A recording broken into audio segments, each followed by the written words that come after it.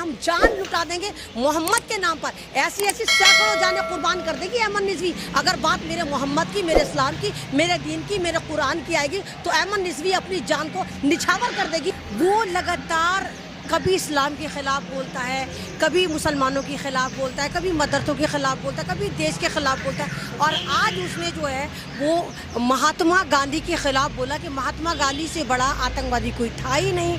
वो कह रहा है कि महात्मा गांधी को नोट पर नहीं होना चाहिए। वो कह रहा है कि हमारा जो भगवान है वो नाथूराम गौडसे है और नोट पे नाथूराम गौडसे होना चाहिए। वो देशद्रोही आदमी तो यहाँ तक कह रहा है नरसिम्हा स्वारानंद के भारत के 2 टुकड़े हो जाने चाहिए और एक हमारा सनातनी वैदिक राष्ट्र बनना चाहिए। यानी सीधा सीधा कह रहा है कि एक और पाकिस्तान भारत को वो बनवाना चाहता है। तो ये इतना आतंकी है कि सन 2019 में उत्तर प्रदेश की पुलिस ने इसको फसादी घोषित कर दिया था कि ये फसादी है, इससे देश का माहौल ख़राब हो रहा है। अब सवाल ये कि देश की पुलिस भी क्या करे। ये लगातार स्टेटमेंट देता रहता है और छुप कर देता, सड़क पर तो देता नहीं है, बंद कमरे में जाके स्टेटमेंट देता है। ये तो इतना जलील इंसान है कि इसने ये तक कह दिया कि बीजेपी के नेता जो हैं उनकी बीजेपी की जितनी भी औरतें उनकी रखैल होती हैं। मतलब इतने गंदे स्टेटमेंट,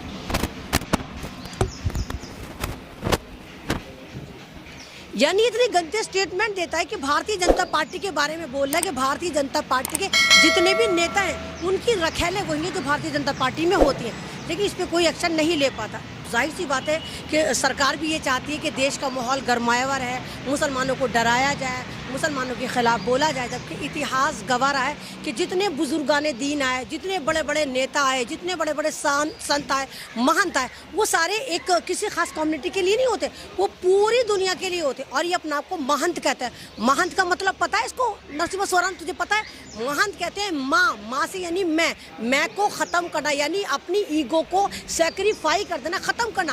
हंत माने यानी उसका अंत कर देना। महंत माने अपनी ईगो का अंत करने का नाम होता है महंत। और आपको मालूम है ये नफरती चिंटू रशिया से पढ़कर आया है, रशिया से पढ़कर आया, इधर उधर गया पढ़ने, लेकिन नफरती चिंटू था तो उसका कुछ नहीं हुआ।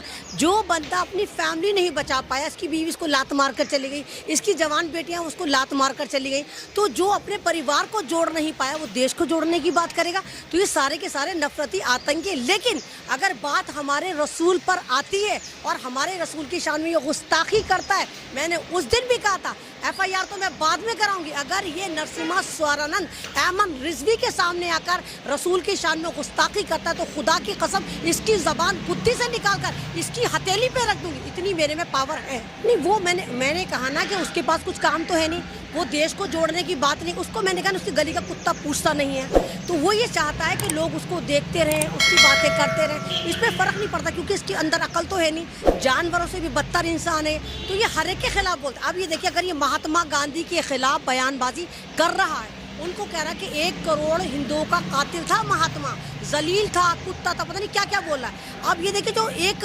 भारत का आज़ाद भारत का सबसे पहला आतंकवादी नाथूराम गौडसे था जिसने महात्मा गांधी का कत्ल करा था, ये कह रहा है कि वो हमारा बाप था। यानी नाथूराम गौडसे को अपना बाप बता रहा है, जिसका बाप इतना बड़ा लुच्चा, इतना बड़ा चुच्चा, इतना बड़ा देशद्रोही हो, अपने बाप को उस बता रहा है कि मेरा बाप था। तो आप खुद इनकी मानसिकता का दिमाग लगाइए और सोचिए कि कितने जलील लोग हैं, और जो आतंकवादी को अपना बाप बता रहा तो कितने बड़े आतंकवादी होंगे।